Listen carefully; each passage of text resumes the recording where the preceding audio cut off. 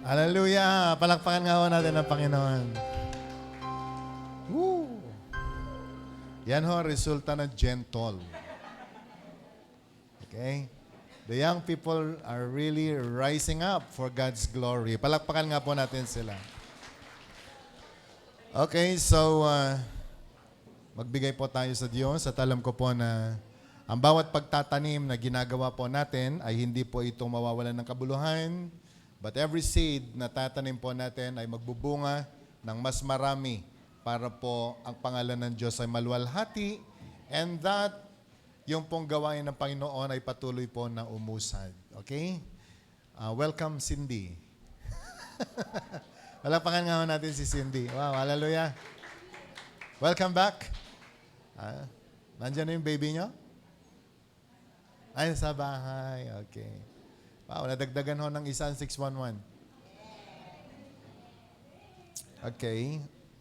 Kahapon, nasa Solana po kami to officiate yung wedding ng nung dalawang marketplace people po natin. And we're so glad na nakibahagi dun po sa kasalan na naganap. Okay? Si Jerome at saka si Mariel. Okay. So, are we all excited with the Word of God? Sa ating lahat na on-site and even to those people watching online, isang magandang umaga po. Ang akin pong paanyaya, nawa ho ay pakinggan ho natin ang mga salita ng Panginoon na ibabahagi sa atin because I do believe with the Word of God na tatanggapin po natin ngayon, tayo po ay pagpapalain ng Diyos. For the promise of God is, when the Lord commands His Word na lumabas po sa Kanya, siya po ay pupunta sa mga tao na dapat pong tumanggap and God will surely accomplish great things in the lives of those people who receive the Word of God. So are we now excited with the Word of God? Let's open our Bibles please in the book of Ezekiel, and let's start reading from verse 1 hanggang po sa verse 7. Ezekiel chapter 47, verses 1 hanggang po sa verse 7. Sabi po ng Bible, the man brought me back to the entrance of the temple, and I saw water coming out from under the threshold of the temple toward east, for the temple faced east. The water was coming down from under the south side of the temple, south of the altar. He then brought me out through the north gate and led me around the outside to the outer gate facing east, and the water was flowing from the south side. As the man went eastward with a measuring line in his hand, he measured off 1,000 cubits and then led me to the water that was, ano ho yung sabi doon? Ankle deep. And then verse 4, and he measured off another 1,000 cubits and led me through the water that was knee deep. And he measured off another 1,000 and led me through water that was up to the waist. 5, and he measured off another 1,000, but now it was a river that I could not cross because the water had risen and was deep enough to swim in, a river that no one could cross. He asked me, Son of man, do you see this? Then he led me back to the bank of the river. Verse 7, when I arrived there, I saw a great number of trees on each side of the river. Purihin ang Panginoon sa pagkakabasa po ng kanyang buhay na salita. Tayo po ay manalangin. God, we are coming before you. May you bless the word na aming pong pagsalusaluhan. And may you also bless, Lord God, our ears and even our hearts, O God. And may you give us a listening ear and obedient heart of your word that we believe, O God, sa aming pong pag-aaral ngayon. Kapag tinanggap namin ang iyong mga salita, ito ay magdadala, Panginoon, ng iba yung pagpapala sa amin. And may you open our spiritual eyes so we can see the very rema of your word.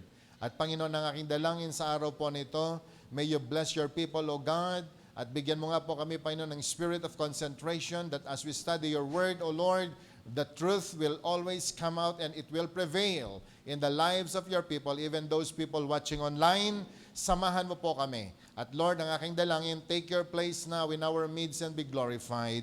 And this is our prayer in Jesus' name. Amen. In your notes, nilagyan po natin ng title yan, Going Deeper with God. Lumalim daw po tayo sa Panginoon sapagkat napakahalaga po na ang bawat sa atin maranasan po natin yung growth in our Christian life dahil ang buhay Kristiyano po ay hindi lamang tayo ay ipinanganak bilang mga baby, but rather we need to mature in our Christian life dahil kapag nag-mature po tayo, titibay po tayo sa pagharap ng buhay na meron po tayo. Can I hear amen? Sabi mo nga sa katabi mo, kailangan natin mag-mature. Sabi mo sa kanya, we need to go deeper with God. Kaya kailangan pong lumalim daw po tayo sa Panginoon. Okay? Now, in this topic, mga kapatid, makikita po natin ang isang istorya. Istorya po ito ni Ezekiel nung panahon na siya ay nakakaranas din ng napakaraming trouble sa kanyang paglilingkod sa Panginoon. Isa na po siyang propeta, pero nakaranas din siya ng, sabihin na po natin, discouragement in life. At nung siya po ay panahon na discourage, dumating po ang tagpo doon po sa chapter 47 ng Ezekiel, nagkaroon siya ng encounter sa Panginoon. At dinala po siya doon po sa altar, sa templo, at doon ipinakita po sa kanya ang isang kamanghamanghang bagay. Okay? And remember, sabi po ng Bible, meron pong tubig na lumalabas sa altar sa loob ng templo. Ha? Sa loob ng templo, meron po siya nakitang tubig na dumadaloy coming from the altar. At dito po, sinasabi po ng Bible, nakita po ni Ezekiel dahil ipinakita po sa kanya ng Panginoon. Now, my brothers and sisters, the very time na si Ezekiel ay nasa exile at siya po ay nakakaranas ng spiritual dryness, ay nagkaroon nga po ng ganitong tagpo. And I do believe all of us, mga kapatid, nakakaranas din po tayo ng tinatawag na spiritual dryness. Can I hear amen? Sabi nga po ng spiritual dryness. Alam niyo po ba yung ibig sabihin ng spiritual dryness? Yung wala ka ng ganang magbasa ng Biblia, wala ka ng ganang mag-pray, wala ka ng ganang mag-fellowship, wala ka ng ganang mabuhay. Na lahat na nakikita mo pangit, walang inspiring. And you know, ito po yung klase ng buhay na meron ng isang tao kapag nakakaranas po tayo ng spiritual dryness. Na pati yung encouragement para sa atin, ang feeling po natin ay discouragement pa rin yun. Na every time na makita po natin yung pag-angat ng araw sa silangan, ay parang sinasabi natin, bakit kasi meron pang sunrise? Dahil ayaw mo nang mabuhay, ayaw mo nang makita ang ganda ng buhay na dapat mong ma-appreciate. And spiritual dryness is common to many people. Hindi lamang sa mga common tao, but remember, even the prophet ay nakaranas din po ng spiritual dryness. But you know, in this story, makita po natin, nakakita po siya ng vision. A water flowing from the threshold of the temple. Okay? Siya po ay pumunta sa templo, dinala po siya ng Panginoon sa temple, at doon niya nakita, yung meron pong natural spring coming out from the threshold. Doon po sa altar ay meron pong tubig that symbolizes the true life and blessing na nagmumula sa presence ng Panginoon. And you know, my brothers and sisters, ngayong araw, umpisahan po nating aaralin ito pong nakita ni Ezekiel po na ito. At sabi po ng Bible, then he brought me in verse 2, through the north gate and led me around and outside to the outer gate facing east, and the water was trickling from the south side. Nakita po ni Ezekiel na meron na pong tubig at dumadaloy na po sa loob ng templo kung saan siya dinala ng Panginoon. And point 1 in your notes, nakalagay po dyan. Okay? The man with a measuring line, sabi nga po natin, measuring line. Alam niyo po, ang Panginoon, magaling po siya pagdating sa measurement. Okay? Palagay ko, ang Panginoon may talagang, He's also an engineer. Alam niyo kung kailan, alam niya kung saan, alam niya yung sukat, kaya nga pati nung nagpagawa siya ng ark kay Noah, meron pong sukat. Sabi mo nga sa katabi mo, may sukat. Sabi mo nga sa katabi mo, alam mo ba na sinusukat ka din ng Diyos? Kaya nga sa Bible, meron pong kasabihan, meron pong sinasabi sa Bible, pagdating ng panahon, titimbangin tayo. And I'm sure, pag ako po tinimbang, matatagpuan ako overweight. But anyway, God is a God of a perfect measurement. At lahat ng nangyayari sa buhay po ng tao, meron pong sukat. Kaya po niya pala sinabi, He make things beautiful in His time. Kahit oras ay meron pong sukat ang tao. At alam niyo po ba na pati buhay natin may sukat? Can I hear amen? May umuuwi ng 60 years old. May umuuwi ng 55 years old. Okay? May binabawian na ng buhay ng yung apo ko, kinuha ng Lord, walang isang taon, walang isang buwan.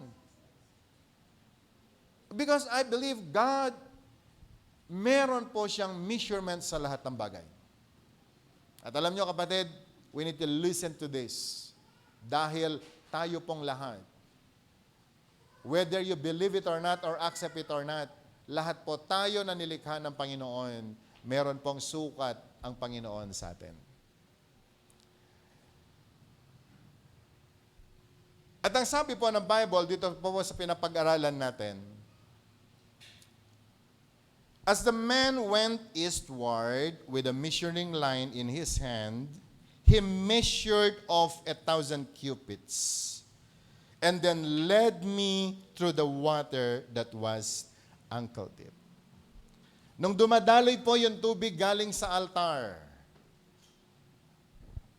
nilid po siya nung tao na nagpakita sa kanya ng buong sitwasyon. At pagkatapos ay dinala po siya doon sa level na ankle deep. Sabi nga po natin, ankle deep. Alam niyo po ba yung ankle? Hanggang dito. And, hindi po nagtapos. Doon, at ang sabi po ng Bible, dinala din po siya sa tubig na hanggang sa tuhod ang lalim. Hanggang sa dinala po siya, hanggang sa waist. Hanggang baywang na ang lalim. At ipinakita din sa kanya hanggang sa pinakamalalim na bahagi ng tubig. Now, there are a few points na gusto ko pong maintindihan natin sa buhay Kristiyano po natin. In our lives, madalas dinadala din po tayo ng Panginoon sa ganito pong sitwasyon. And remember, the water flowing from the throne, it symbolizes the presence of God, the Spirit of God. At lahat po tayo ng mga Kristiyano ay dadaan dito.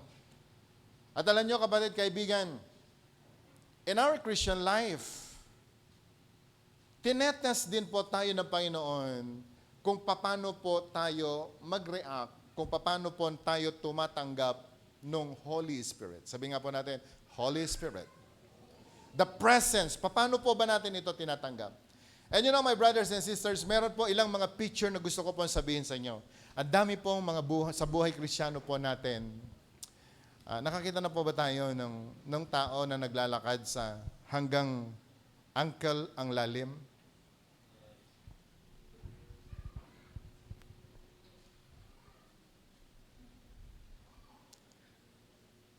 Can I hear amen? Na kapag medyo meron na pong malalim, iiwas ka at babalik ka sa gilid dahil ganito ang tao eh.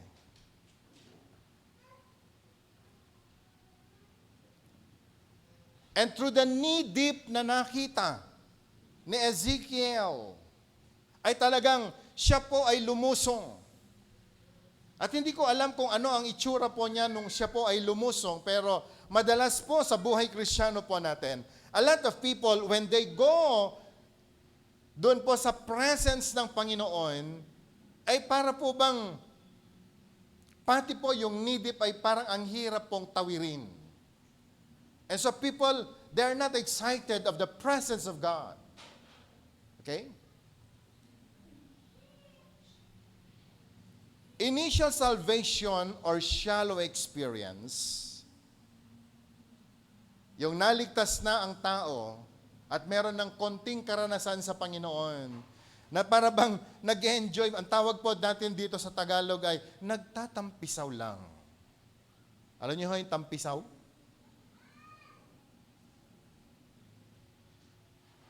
At lalong-lalo na po yung mga cute na lumulusong ay, uy!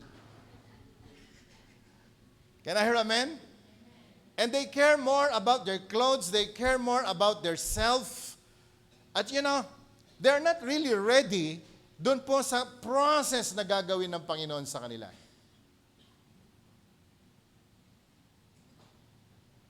At ito po yung pinakaunang level ng pagtanggap ng presence ng Lord, ng Spirit ng Panginoon.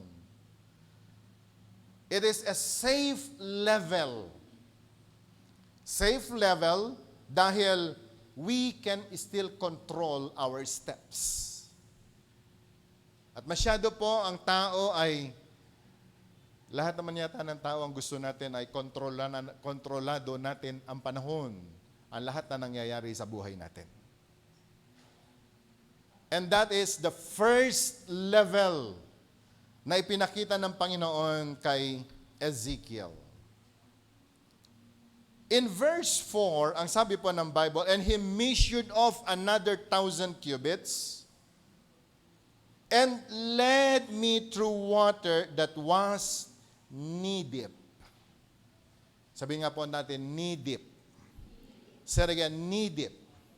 So makita po ba natin yung mga taong naglalakad? Sa ankle deep, konting taas pa. Pero ngayon, at dinala po na siya sa knee-deep, ano ang gagawin ng common tao? Ito, sa panahon po natin ngayon, kailangan ililis-lis din yung pantalon mo. Do you get the point? At kapag naglislis ka ng pantalon, ano gagawin mo? Siyempre, hahawakan mo yan. Do you get the point? And because you still want to control everything. And my brothers and sisters, ito po yung issue ng maraming mga tao, they want to experience God, yet they still want to control ang situation ng buhay po nila.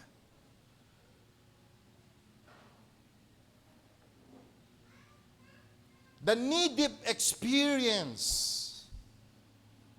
a deeper stage of prayer and submission, but still, mas malaki po yung gusto mong i-manage sa buhay mo.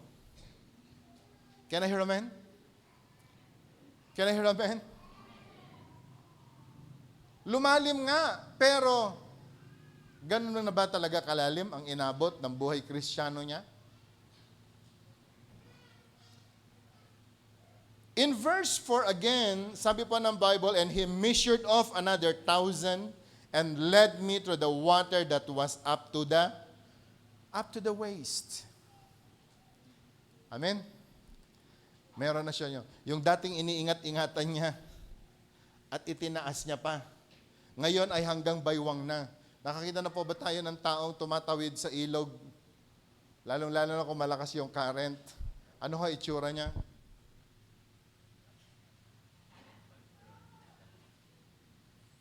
Trying to control, trying to balance, at nakikiramdam, baka merong butas,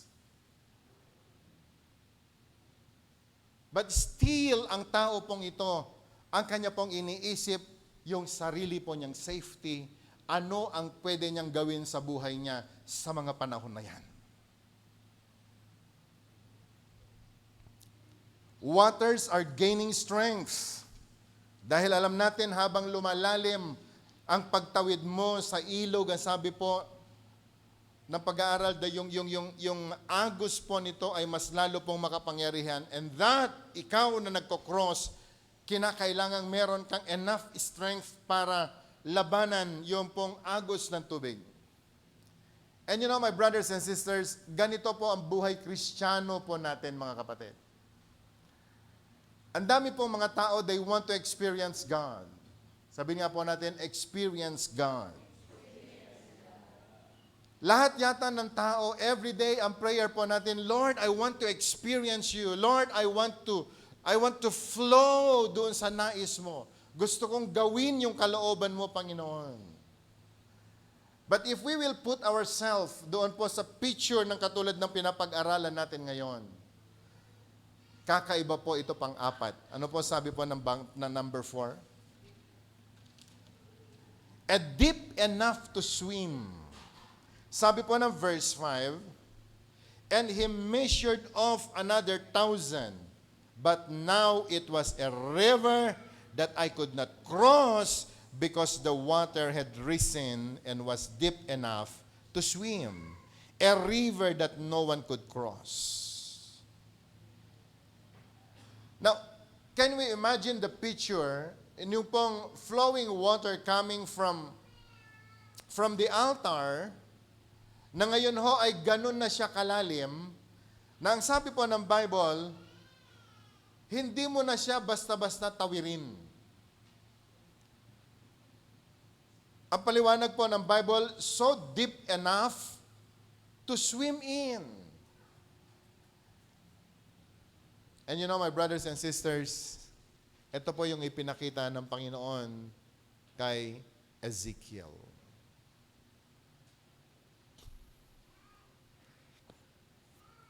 And today, God is also bringing us in a situation. Katatapos po ng gentle, marami pong mga youth, nakita ko po lahat ng kanilang mga comments, yung kanila pong mga pangarap, they really want to experience God in a deeper way. Tama po ba mga youth? Amen?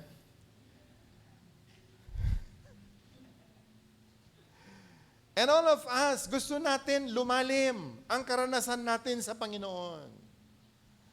Pero kapatid, alam mo ba na ito pong 4 na level po nito ay kinakailangang maunawaan po nating mabuti. Kapag tayo po si Ezekiel, paano tayo mag-react? Saan tayo?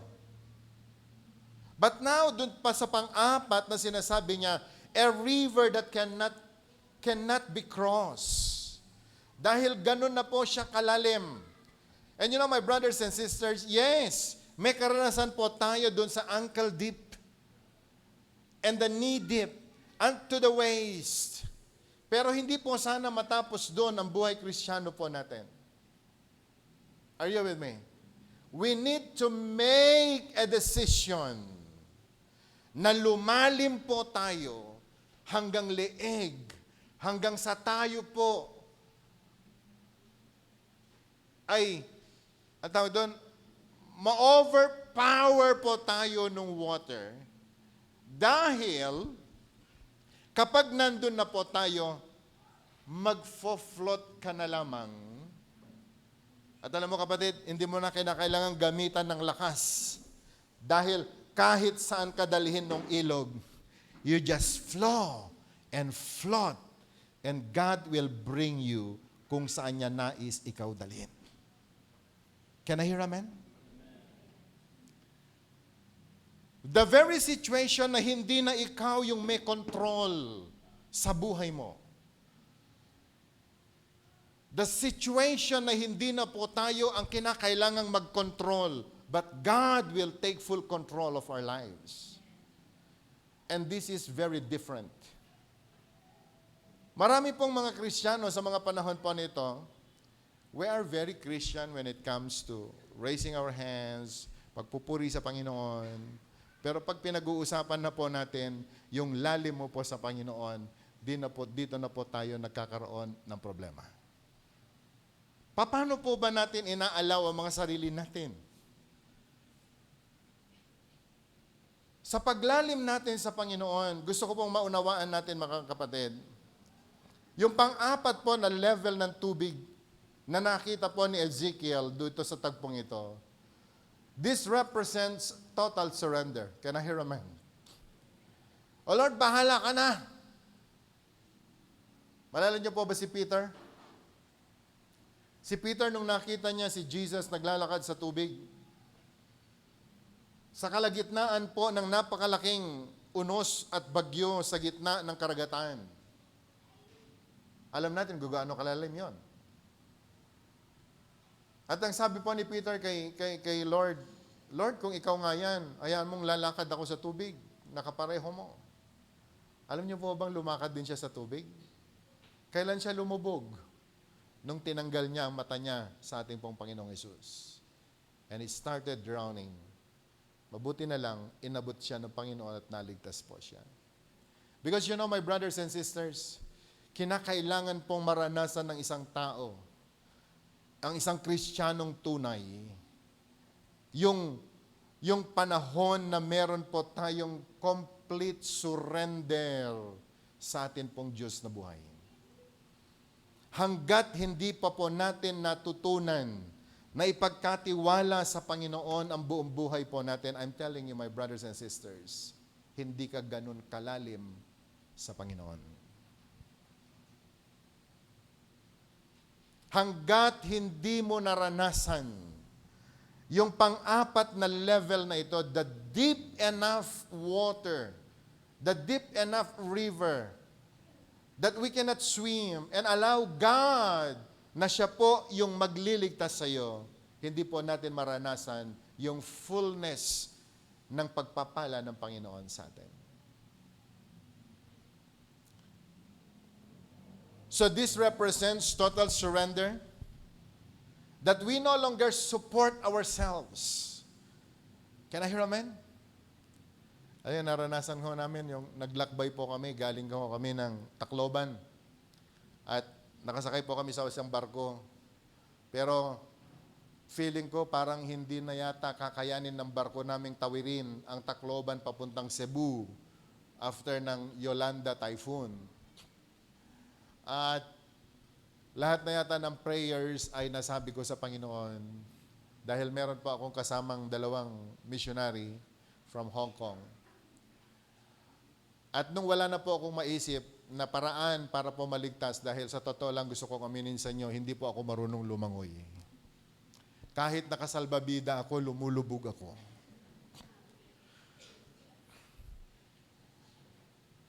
At alam nyo, ang akin na lahong panalangin ay ganito, Lord, into your hands I commit my spirit. Pero bago ko po ipinag-pray yung ganong uri ng panalangin, nag-message ako sa asawa ko. Sabi ko sa kanya, Mami, I love you and our children, period. Dahil katapusan na namin. Matatapos na ang buhay namin. At purihin ng Panginoon, pagkatapos pong nag-I love you kay Claire, dahil sa totoo lang, yun na yata ang pinakamatamis na I love you ko sa kanya. Dahil matatapos na po ang buhay. And then I prayed, Lord, I commit my spirit to you. Okay? Purihin ang Panginoon. Pagkatapos po ng ilang 4 na oras yata na binabayo po kami ng bagyo, ng malalaking alon. Pagka nasa ilalim po kami ng dagat, kokonti na lang yung makita mong langit. So ganun pala kalalim yung dagat. Kapag naman kami idinilakay sa taas, abay kita mo lahat nung karagatan. But praise God, buhay pa rin naman po tayo. But you know, my brothers and sisters, today, ang nais ko pong ipaliwanag o nais ko pong ipakita sa bawat isa sa atin, we need to make a decision. Sa paglalakbay po natin sa buhay Kristiyano po natin, are we still in the ankle dip? In the ankle dip that napakadali magdesisyon na kapag tayo po ay napagod sa kalilis-lis ng atin pong mga pantalon, ay napakadali po nating sumampa at hindi na po magpatuloy sa paglalakbay sa tubig. In our knee-deep experience, yes, you go deeper. But mind you, my brothers and sisters, hindi po ito yung lalim na magdadala po sa atin sa mas malalim na karanasan sa Panginoon. At kung magpapatuloy pa tayo maglalakbay, marahil nakarating ka na hanggang waist yung lalim ng tubig. Pero gusto ko sabihin sa iyo, kapatid, still you have control sa buhay mo, sa sitwasyon mo. Kaya nga kapag medyo may konting hirap, ang bilis bumalik at pagkatapos pupunta ka sa gilid at panonoorin mo na lamang yung mga taong gustong makarating sa mas malalim na buhay Kristiyano. Are you with me? No itawid kahinan e girawers kalaman. Sige, pastor, kaya mo yan. Sige, sister, go on. And you are a cheerer. And you know, many Christians are like that. Oh, di bale, we will pray for you. Go, hallelujah, purihin ang Panginoon. Pero nasa gilid ka. Do you get the point? You're just watching the people na, you know, battling para po marating yung pinakamalalim na bahagi. Pero, alam nyo, kailan po tayo magdedesisyon to jump on that river, to jump on the very presence of God and allow God to take full control of our lives, of our situation, of all our circumstances. And God, siya yung tubig na magdadala sa iyo kung saan kanya nais dalhin. Can I hear amen? Pwede bang tapikin mo yung katabi mo? Ano sa palagay mo?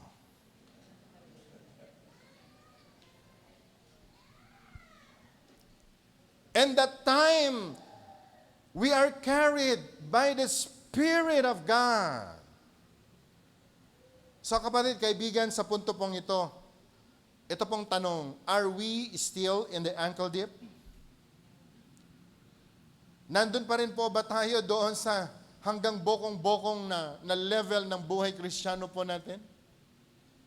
O tayo po yung nasa medyo lumalim ng konti hanggang tuhod, hanggang baywang. Pero alam nyo, wala nang gaganda yung buhay Kristiyano na tayo po ay tumalon sa pinakamalalim na bahagi ng paglilingkod sa Diyos, ng pagpupuri sa Panginoon, that the Spirit of God has take full control in our lives.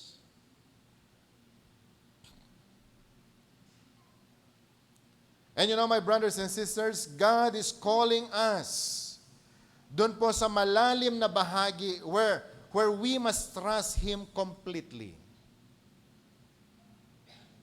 Tinatawag po tayo ng Panginoon, come! Dahil nakikita ng Diyos, the more we want to take control of our lives, the more problems we have. The more we want to drive yung sarili po nating buhay, mas marami po ang bangga natin, mas marami po ang problema natin. Pero kailan mangyayari yung sinasabi ng Panginoon, cast all your cares on Him for He cares for you? Can I hear amen? Can I hear amen? Nung nakita ng Panginoon yung mga Kristiyano naglalakad sa ankle deep, siguro, buti na lang hindi Gen Z ang Panginoon. Siguro kung ganyan na makita, masyado mo namang iniingat-ingatan yung pantalon mo.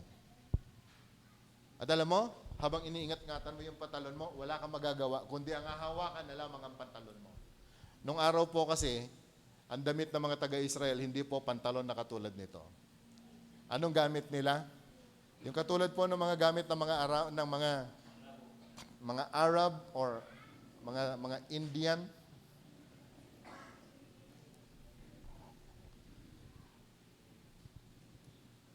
At wala kang magawa dahil yun lang ang nais mong, yun lang ang hahawak-hawakan mo. Naintindihan po ba natin? Can I hear amen? Hanggang sa waist slip, hanggang sa... Pero yung ikaw ay malulunod na, ang iisipin mo, Panginoon, wala na akong pakialam sa damit na ito. Bahala ka na, Panginoon. doon mo mararanasan yung sinasabi ng Panginoon, cast all your cares on Him, for He cares for you. Can I hear amen? Pwede po ba natin sabihin, cast all your cares to whom? On Him, and He will care for you. Ulitin nga po natin, cast all your cares on Him, for He cares for you. Nagpe-pray po tayo, Lord, ingatan mo ako. Pero paano ka iingatan ng Panginoon? Paano ka iingatan ng Panginoon? Pati yung dapat trabaho ng Panginoon, ginagawa mo na. Nakuha niyo po yung point? Can I hear amen? Parang ganito. Sama mo yung girlfriend mo, naglalakad, pinayungan mo. Huwag mo nga akong papayungan. Pagbaba niya sa jeep, aalalayan mo. Huwag mo akong aalalayan. Kung ikaw boyfriend, ano sa palagay mo? Hindi na kita aalukin ulit ng payong. Magsusombrero na lang ako. Bahala ka. Ayaw mong maalalayan? Parang ganyan ho tayo sa Diyos eh. Amen? Can I hear amen? God is trying to save you, pero ano sinasabi natin sa Panginoon? Lord, kaya ko pa.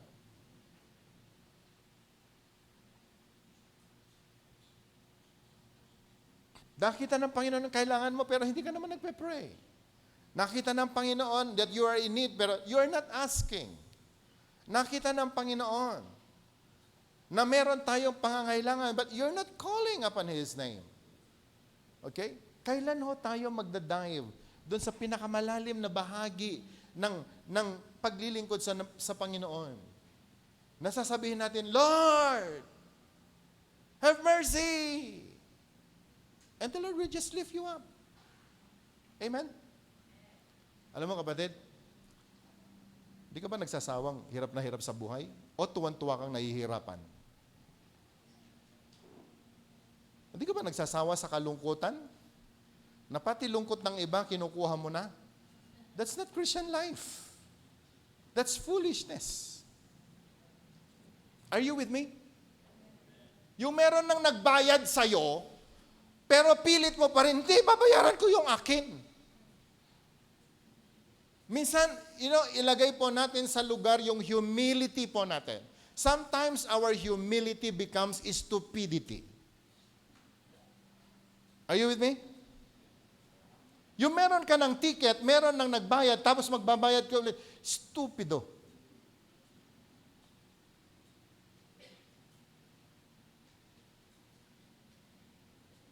No Ilocano kumakakabsat, mayat ti managbabain. Ngem maditi mangibabain. Nawatan tayo?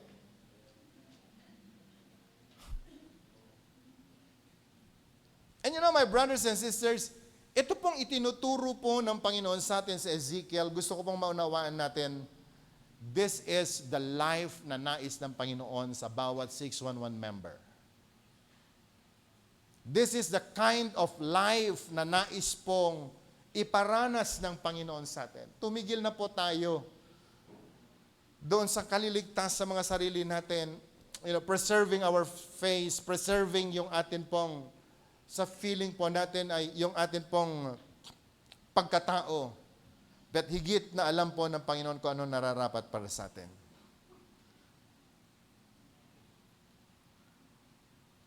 Now, in verse 7, in verse 6, pwede po ba natin basahin yung verse 6? Can we read it aloud?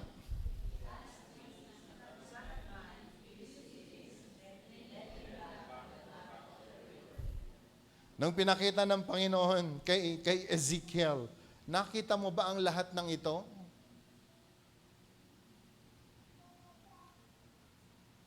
Walang sagot si Ezekiel dyan eh. Pero pagkatapos na ipinakita ng Panginoon sa kanya ang lahat ng karanasan na yan, the knee dip, the ankle dip, the knee dip, the waist dip, hanggang sa yung malalim na kinakailangan mo nang isuko ang buhay mo sa Panginoon sapagkat siya na lang ang mag-iingat sa kanya. Pinakita sa kanya ng Panginoon, sabi ng Panginoon sa kanya, Son of man, do you see this? Pwede mo bang tumingin kayo sa akin sandali? Mga kapatid, nakita niyo po ba ito? Si Ezekiel walang sagot, ikaw po ba may sagot? Nakita niyo po ba yung nais ipakita ng Panginoon sa atin? Amen or no amen? So we saw it. And so we saw it. And then he led me back to the bank of the river. Verse 7. Can we read verse 7? Can we read it aloud? When I arrived there, I saw a great number of trees on each side of the river. Anong pumapasok sa isipan natin ngayon? Anong nakita natin? Anong makikita natin dito? Sa gentle, pinag-usapan po natin ang tree of life. Can I hear amen? Sa gentle, pinag-usapan po natin ang tree of life. Now,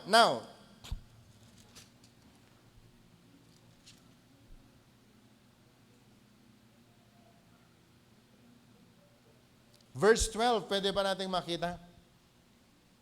Verse 12. Can we read it aloud? Fruit trees of all kinds will grow on both banks of the river. Their leaves will not wither, nor will their fruit fail. Every month they will bear, because the water from the sanctuary flows to them. Their fruit will serve food, and their leaves for healing. Ano sa palagay niyo? Hindi kaya ito yung tree of life? Brothers and sisters, what I'm teaching you today is the tree of life in the book of Ezekiel. We've been talking about trees of life. We're talking about tree of life. We are talking about trees of life. But you know, my brothers and sisters, we can never experience the tree of life until such time we decide na tayo po ay lumalim at tumalon sa pinakamalalim na bahagi ng paglilingkod natin sa Panginoon, yung maranasan natin ang saving power ng atin pong Panginoon. Because I believe tree of life is not just about studying the tree of life. Hindi lamang yung matutunan mo, ano yung tree of life? Kaya nating ipaliwanag yan. Pero iba po yung nakita mo, nahinga mo, the breath of the tree of life because you have experienced it. Can I hear amen? Can I hear amen? Tree of life is not just about discovering your being. Tree of life is not just integrating yourself. But I believe trees of life ay makikita mo, you will discover it, you will experience it, you will enjoy it. The very moment na hindi po tayo nakontento sa ankle deep, sa knee deep, sa waist deep, but you will experience God in a deeper level na yung dumating ka sa punto, isinuko mo na ang lahat sa buhay mo, and you allow God na siya ho ang magdadala sa iyo kung saan kanya nais dalhin. Can I hear amen? Now, very important. Ako po'y naniniwala, yung sinasabi po sa Ezekiel 47 about the water flowing from the temple, it's the Spirit of God. It's the presence of God. The Holy Spirit na dumadaloy coming from the altar. At you know, mga kapatid, mga kaibigan, kung aaralin po natin, balikan nga po natin. Verse 8. Let's go to verse 8. Can we read it aloud? He said to me,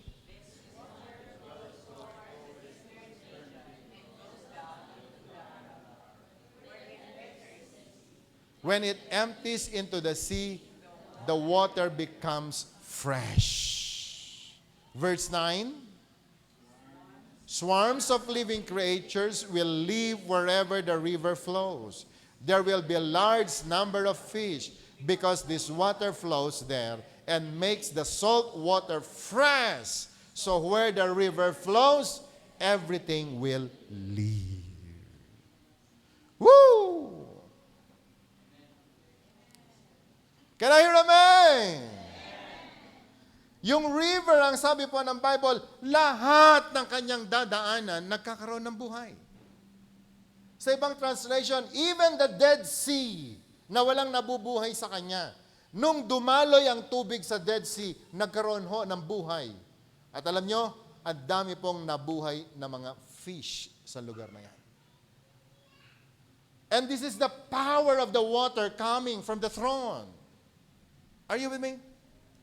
That kapag siya dumaloy, lahat ng mga ugat ng mga kahoy na nakakasipsip sa kanya, nagkakaroon ng buhay.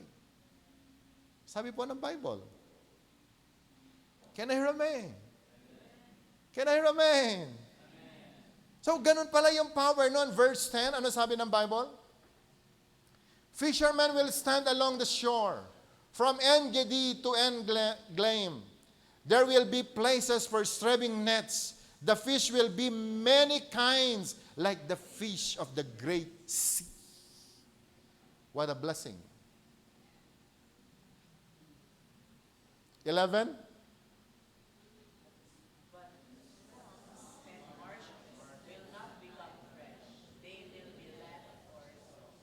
Pero meron talaga yun mga tao, no? The swamps and the marshes will not become fresh. Alam niyo kung bakit? Kapag meron silang makita na flowing living water, naintindihan natin? Yung umiiwas ka lagi, naintindihan natin? Dahil akala mo magaling ka, dahil akala mo matalino ka, dahil akala mo, ikaw na yung pinakamalaki sa lahat. Na parang ang feeling mo, hindi mo kailangan si Lord. Mind you, my brothers and sisters, today, kung sa Ezekiel, meron pong water flowing from the throne. In Acts chapter 2, God will pour out His Spirit on all flesh. Are you with me? Can I hear amen? Sa Ezekiel, flowing water. Hallelujah! Lord, merong life. So, hindi lamang ang aking paa. Lord, pwede ba? Pati yung tuhod ko na din. Naunawaan natin? Amen? Yung paa mo na hindi mo alam kung saan ka pupunta, ipa-anoint mo kay Lord. At alam mo, dadalhin ng Panginoon ang paa mo kung saan ka dapat makarating. Sabi mo nga sa katabi mo, makakarating ka kung saan nais ni Lord, ikaw dalhin. So okay lang yun. Okay, let your ankles be blessed. But of course, let your knee also be blessed. Can I hear amen? Alam niyo po, yung malakas na tuhod, yung hindi ka basta-basta natutumba. And allow God na mabasa na rin hanggang sa waist mo. Are you with me? Can I hear amen? Dahil ang sabi po niya, kung yung nga Dead Sea nagkaroon ng buhay nung dumalo yung tubig sa kanya, oh, Lord, yung buong pagkatao ko na, lunurin mo na ako sa iyong pagmamahal. Lunurin mo na ako ng iyong espiritu. Tama po ba? Can I hear amen? At ang buong pagkatao mo magkakaroon ng buhay lahat. Yung lahat ng pangit mong nakikita dahil nabasa, di kurimatmat mo na pintas to amin nga makita mon. Dahil nilubog mo ang sarili mo sa Spirit ng Panginoon, lahat ng maririnig mo, meron ng life doon. At hindi na puro discouragement. Naintindihan natin? Allow your whole body to be submerged in the presence of God with the power of the Holy Spirit. And I'm telling you, life will be in your whole life, in your whole body.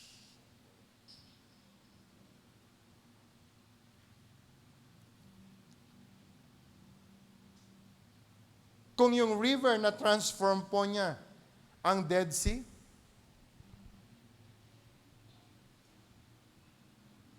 even the stagnant water ay nabago po niya, ganyan din ho tayo.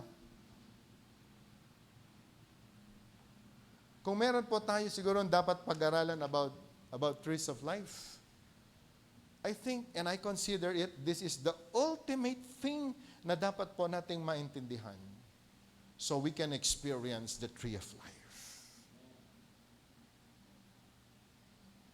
If we are the trees of life, allow your roots, send off your roots na lumalim at lumalim hanggang sa makuha po niya.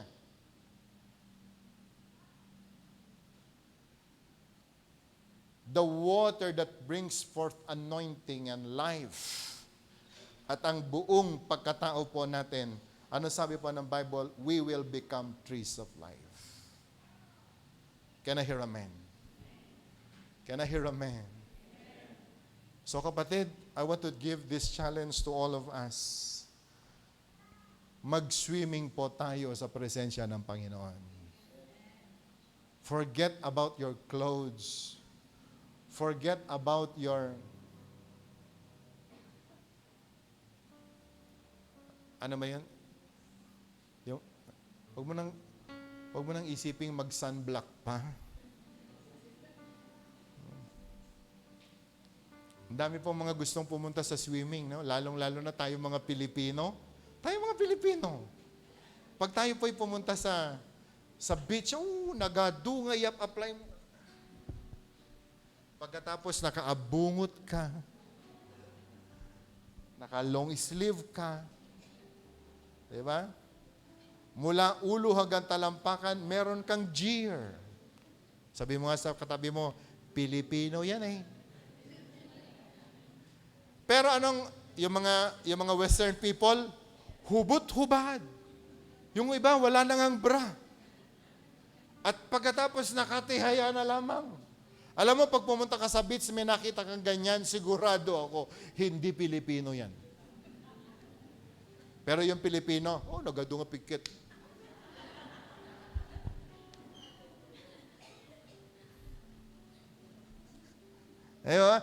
We care too much of ourselves. Baka ngumisit na. Sayang naman, black beauty ka kumangim, nangisit ka lang gamin. But brothers and sisters, today, saang level ka nakababad? Are we still in the ankle deep?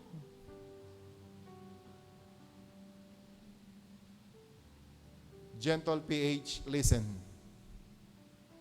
Gentle PH, listen. And to all of us who really wants to experience generation trees of life, maintindihan po natin ang bagay po na ito.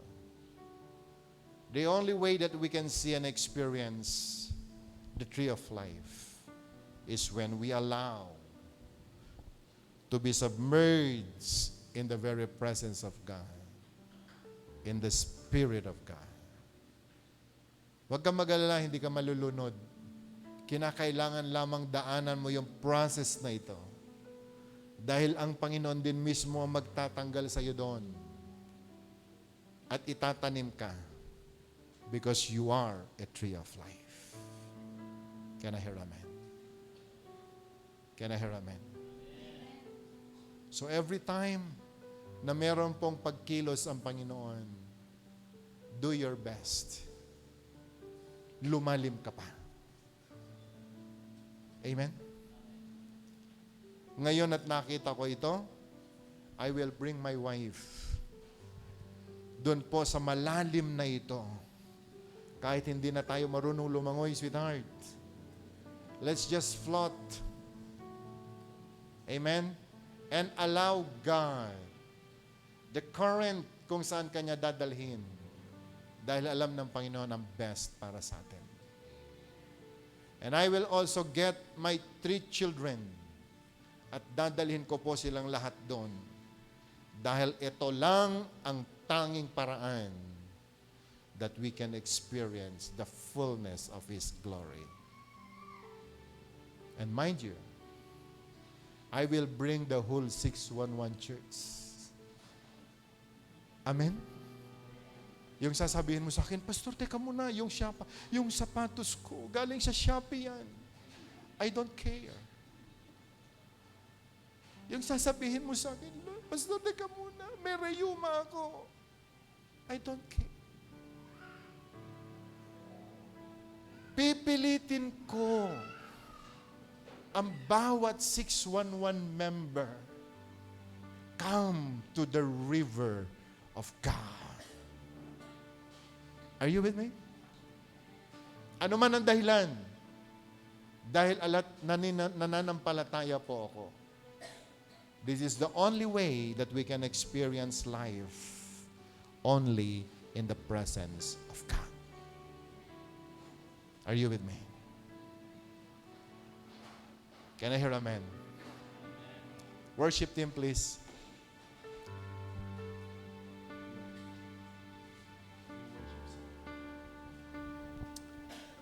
And today, my brothers and sisters,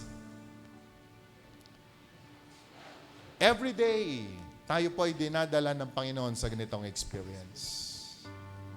Every day, nais ng Panginoon na tayo po lumalim sa atin pong karanasan sa Panginoon. Can we just sing this song? Worship song.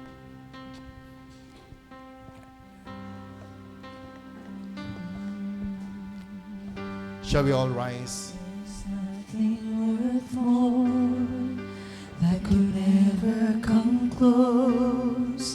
Nothing can compare. You're our living hope. Yes. Your presence, Lord.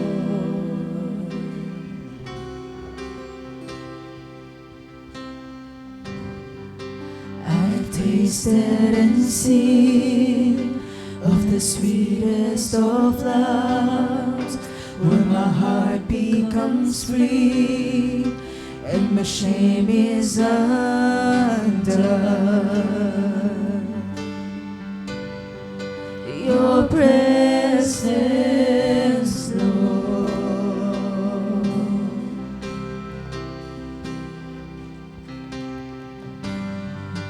There's nothing worth more that could ever come close. Nothing can compare. You're our living hope. Your presence, Lord. I've tasted and seen. I've tasted and seen of the sweetest of loves, where my heart becomes free and my shame is undone. Your presence, Lord. Holy Spirit, Holy Spirit, you are welcome here. Come flood this place and fill the atmosphere. Your glory, God, is what our hearts long for. To be overcome by your presence, Lord. Holy Spirit, you are welcome here. Come flood this place and fill the atmosphere. Your glory, God, is what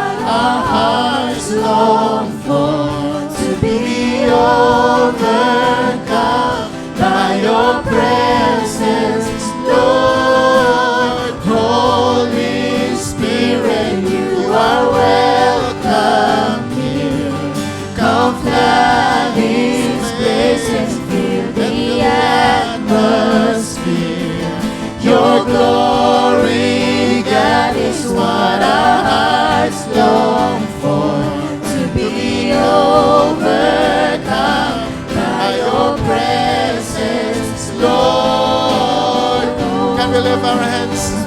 Holy Spirit.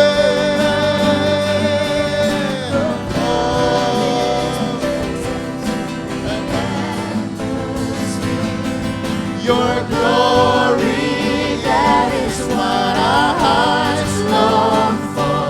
To be overcome by your presence, Lord. Sing it again. Holy Spirit, you are welcome here.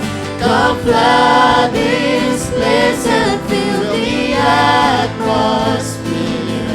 Your glory, God, is what our hearts long for. To be overcome by your presence, Lord. Holy Spirit, you are welcome here. Come on, just welcome the Spirit of this God. place and fill the atmosphere. Oh, Your glory, God, is what our hearts long for. To be overcome by your presence, Lord. just open your mouth and welcome the presence of God. Go deeper. Come to His presence.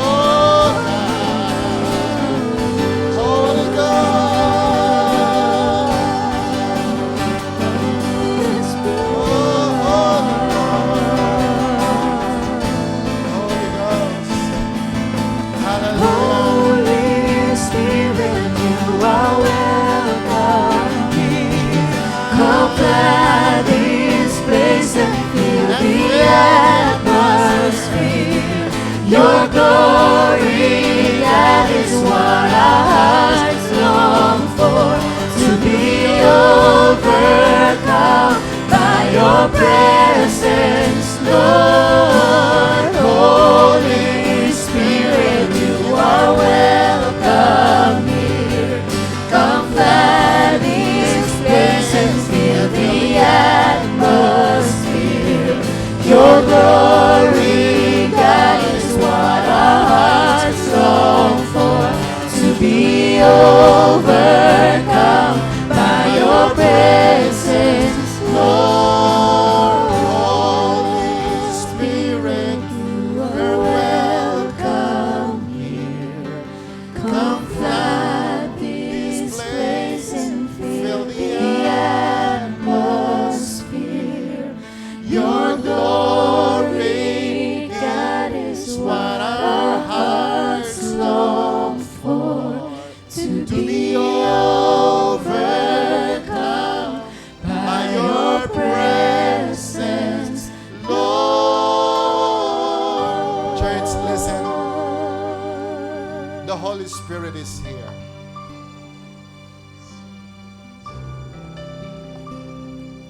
Huwag ho tayong manatili sa ankle deep situation ng buhay po natin.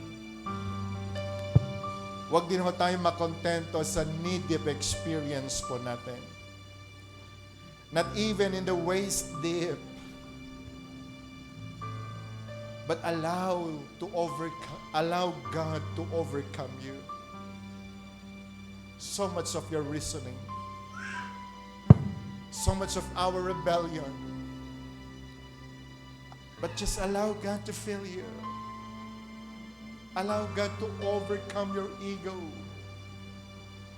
your feelings. But allow God to fill you until you will overflow. As we sing this song, I want to sing this song with understanding. I can feel the Spirit moving now. Like Ezekiel, if you open your spiritual eyes, you can see the water flowing from his throne. Today, let's all bring our lives to God and let God overcome. Let the very presence of God overcome. Jump to the deep. Do not worry. God knows what is best for you. Holy Spirit, you are welcome here. Come flood this place and fill the atmosphere. Your glory, God, is what our hearts long for. To be overcome by your presence, Lord. Holy Spirit, you are welcome here. Come flood this place and fill the atmosphere. Your glory, God, is what our hearts long for. To be overcome by your presence, Lord. Holy Spirit, you are welcome here. Come flood this place and fill the atmosphere. Your glory, God, is what our hearts long for. To be overcome by your presence, Lord. Holy Spirit, you are welcome here. Come flood this place and fill the atmosphere. Your glory,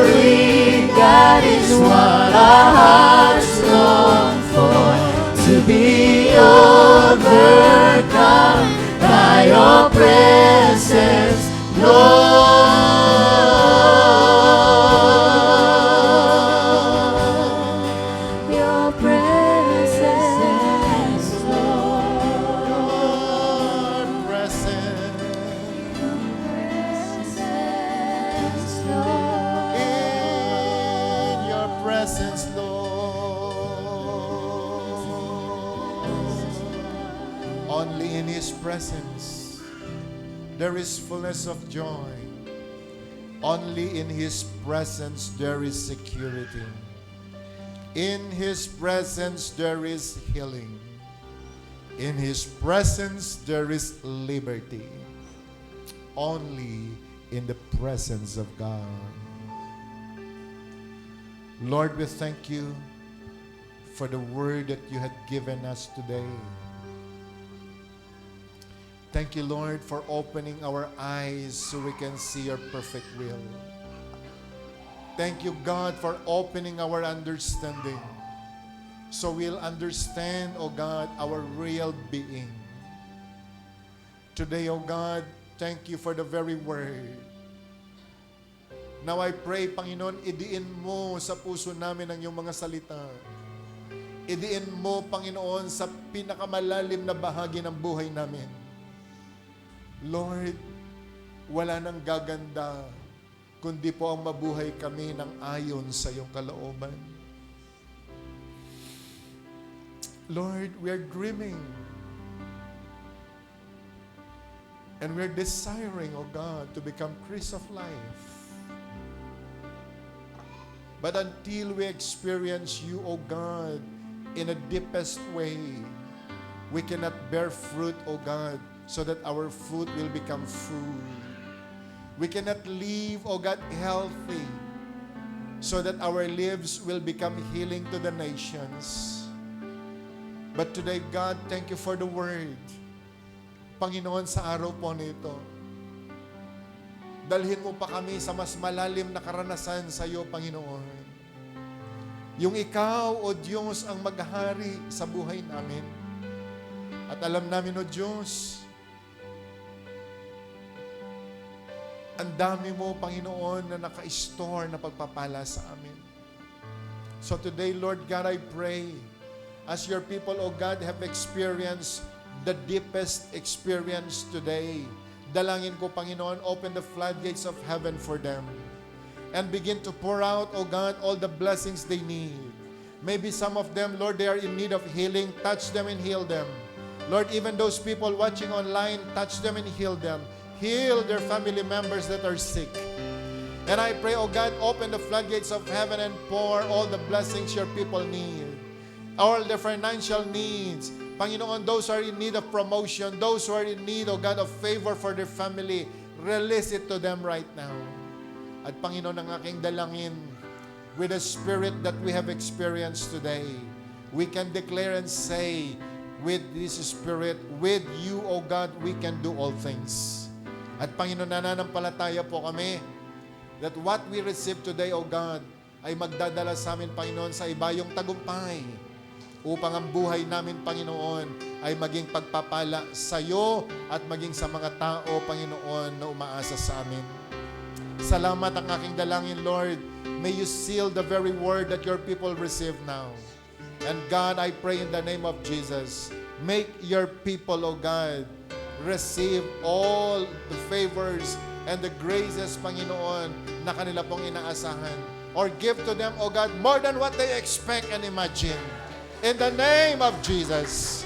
At Lord God, ang aking dalangin sa araw po na ito, God, make this week very fruitful, that your people will come to understand ang buhay, Panginoon, na puno ng Espiritu, ang buhay, Panginoon, na dumadaloy ayon sa iyong kalooban, ay isang buhay, Panginoon, na patotoo, special favor, Panginoon, na nagmumula sa iyo.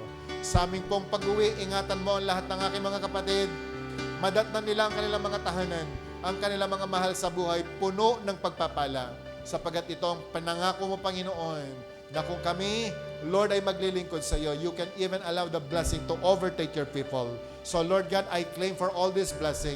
I release this blessing for your people now. Ingatan mo kami hanggang sa makauwi kami sa aming mansamantalang tahanan. And to you, God, we bring back all the praise, all the glory. In the name of Jesus, and everyone will shout and say, Amen. Amen. Pwede mo ba tayong kumamay na 5 tao? Sabihin mo sa kanya, you are a tree of life. God bless us all.